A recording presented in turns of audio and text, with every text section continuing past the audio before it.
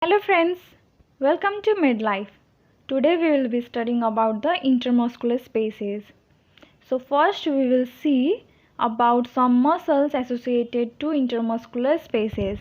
So first one is long head of triceps brachii muscle, which spans from the length of an arm arising from infraglenoid tubercle of scapula to the olecranon process of ulna, and it lies medial to the humerus. And next muscle is teres minor. Teres minor muscle crosses the posterior aspect of the shoulder joint and origin of long head of triceps brachii muscle. And next one is subscapularis muscle. Like teres minor muscle is on the posterior aspect, so in the anterior aspect there will be subscapularis muscle, same as teres minor. And now let's see the teres major muscle. It crosses the long head of triceps brachii as it runs to bicipital groove for its insertion. Thus the potential spaces are formed between lateral border of the scapula, medial aspect of humerus, long head of triceps brachii muscle, teres minor and subscapularis on the anterior aspect and teres minor on the posterior aspect, and teres major muscle. And in the upper part, the quadrangular space laterally is formed and upper triangular space medially, and in the lower part, lower triangular space. Let's talk about quadrangular space. It is bounded superiorly on the anterior aspect by subscapularis muscle as well as capsule of the shoulder joint, which functions as abduction of the shoulder joint, and behind that is on the posterior aspect by teres minor muscle, that is inferior border of teres minor muscle, and medially by the long head of triceps brachii lateral border, and laterally by the surgical neck of the humerus, and inferiorly it is bounded by its superior border of teres major muscle.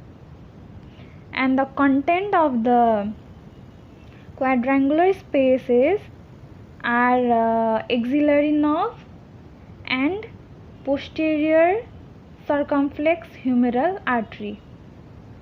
Here the quadrangular space with divisions of axillary nerve and posterior circumflex humeral artery and vein. Now let's see about the upper triangular space. So the upper triangular space is bounded superiorly by the inferior border of teres minor muscle, laterally by the medial border of long head of triceps brachii muscle, and inferiorly by the superior border of teres major muscle, and its content are circumflex scapular vessel. Here circumflex scapular artery and vein in upper triangular space. Let's talk about the lower triangular space. It is diagonally opposite to the upper triangular space, so it is bounded superiorly by the lower border of teres major muscle. Here this is also teres major muscle, and medially by the lateral border of long head of triceps brachii muscle, and laterally by the medial border of humerus, and its contents are radial nerve and profunda brachii vessels. We can remember the content of the lower triangular space by using a mnemonic such as low TRP. That is, from low it is lower, from T it is triangular space, and from R it is radial nerve, and from P it is profunda brachii vessels.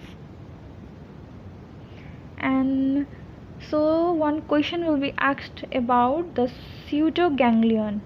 So the pseudoganglion is present on the nerve to teres minor.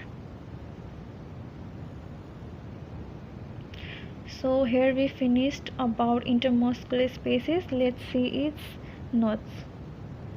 So now the muscles which are responsible for the formation of intermuscular spaces are long head of triceps brachii, teres minor, subscapularis, and teres major muscle. So first let's see the long head of triceps brachii.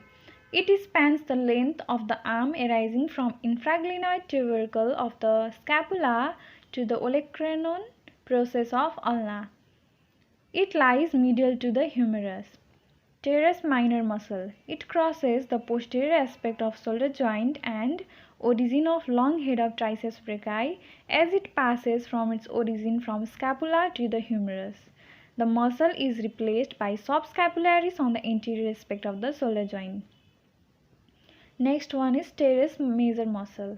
It also crosses the long head of triceps brachii as it runs to bicipital groove for its insertion.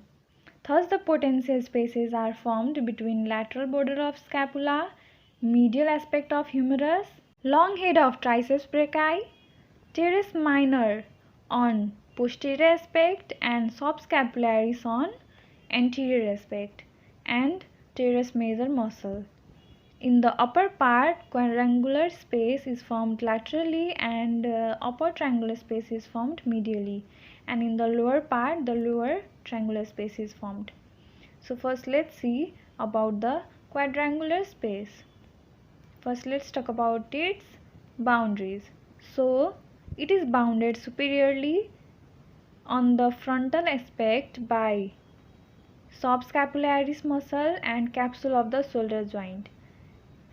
Capsule of the shoulder joint is responsible for the abduction of the shoulder joint, and the quadrangular space is bounded superiorly from behind by the inferior border of teres minor muscle, and it is bounded medially by the lateral border of long head of triceps brachii muscle and laterally by the surgical neck of humerus, and it is bounded inferiorly by the superior border of teres major muscle, and it contains our axillary nerve and posterior circumflex humeral vessels. Now let's see upper triangular space. It is bounded superiorly by the inferior border of teres minor muscle, inferiorly by the superior border of teres major muscle, and laterally by the medial border of long head of triceps brachii, and its contained are circumflex scapular vessels. Now let's see lower triangular space.